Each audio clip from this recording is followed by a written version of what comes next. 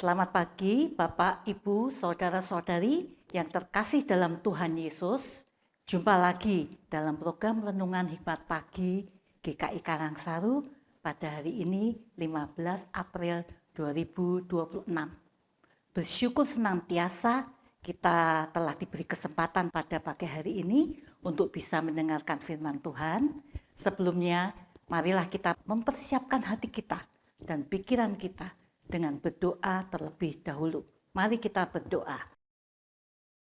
Bapa kami yang ada di surga, puji syukur dan terima kasih Tuhan untuk penyertaan Tuhan sepanjang malam, hingga kami dapat beristirahat, tidur dengan nyenyak, dan pagi hari ini Engkau telah bangunkan kami dengan tubuh penuh berkat dari Tuhan.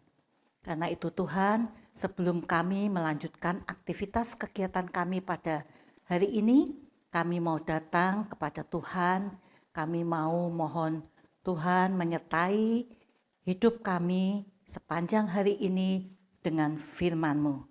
Kiranya kami dapat hidup seturut hanya berdasarkan firman-Mu saja. Kami panjatkan doa ini dalam nama anak-Mu yang tunggal Tuhan kami, Yesus Kristus. Amin. Renungan Hikmat Pagi pada hari ini dibawakan oleh Ibu Betty Octavia dengan tema Kesedihan menurut kehendak Allah. Nats diambil dari 2 Korintus 7 ayat 10 yang berbunyi demikian. Sebab kesedihan menurut kehendak Allah menghasilkan pertobatan yang membawa keselamatan dan tidak akan disesalkan. Tetapi kesedihan dari dunia ini menghasilkan kematian.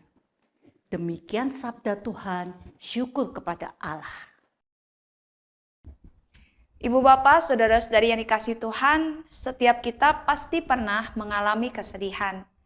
Penyebabnya juga beragam, seperti kegagalan, kesalahan masa lampau, dipermalukan, dan sebagainya.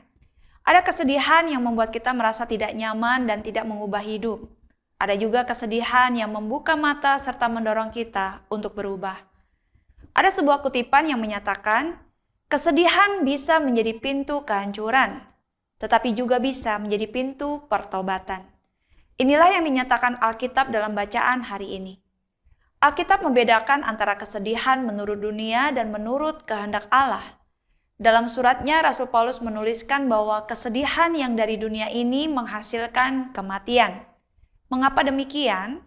Karena kesedihan dari dunia merupakan kesedihan yang berpusat pada diri sendiri. Kesedihan semacam ini tidak membawa perubahan hidup, berdampak buruk, bahkan bisa berakhir pada meninggalkan Tuhan. Oleh sebab itulah Rasul Paulus menggunakan kata yang ekstrim, yakni bahwa kesedihan dari dunia menghasilkan kematian. Sebaliknya, kesedihan menurut kehendak Allah menghasilkan pertobatan. Kita bisa melihat dalam 2 Korintus pasal yang ke-7 ayat 9. Kesedihan semacam ini tidak berhenti pada kesadaran akan dosa, tetapi juga membawa pada pertobatan, pemulihan, dan transformasi hidup. Bagi Rasul Paulus, kesedihan ini tidak akan disesalkan. Kesedihan menurut kehendak Allah tidak lepas dari peran Allah sendiri. Roh Kudus menginsafkan manusia akan dosa sehingga bertobat dan dipulihkan. Jalan pemulihan tersebut juga telah disediakan oleh Allah sendiri, yakni melalui salib Kristus. Melalui salib, tubuh Kristus dihancurkan. Darahnya dicurahkan untuk pengampunan dan pemulihan kita manusia yang berdosa. Oleh sebab itu, jika hari ini kita merasa sedih karena dosa, jangan lari dari Tuhan. Datanglah kepadanya, bertobatlah, tinggalkan dosa, dan terimalah anugerah Allah yang mengampuni, menyucikan, memulihkan, dan mengubahkan hidup. Kiranya kesedihan menurut kehendak Allah yang membawa pada pertobatan ini dapat terjadi dalam jemaat Tuhan. Kesedihan dunia menghasilkan kematian. Kesedihan dari Allah membawa pemulihan. Amin. Mari kita berdoa. Bapa Surgawi, kami tidak luput dari kesalahan, dari dosa.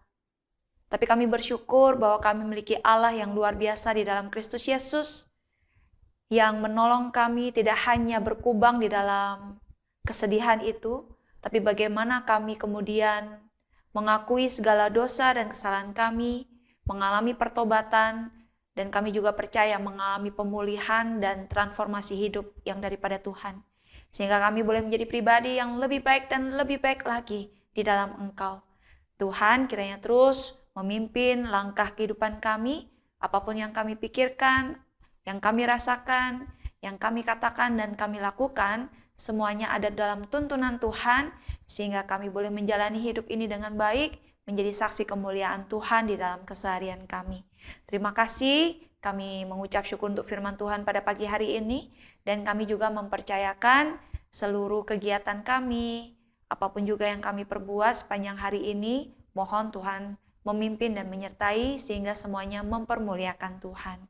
Terima kasih Bapa Surgawi, kami percayakan hidup kami dan setiap anak-anak Tuhan dimanapun berada untuk selalu meminta pimpinan Tuhan sehingga kami boleh menjalani hari kami dengan baik. Di dalam nama Tuhan Yesus kami sudah berdoa, amin. Selamat pagi, selamat berkarya, Tuhan Yesus memberkati kita semua.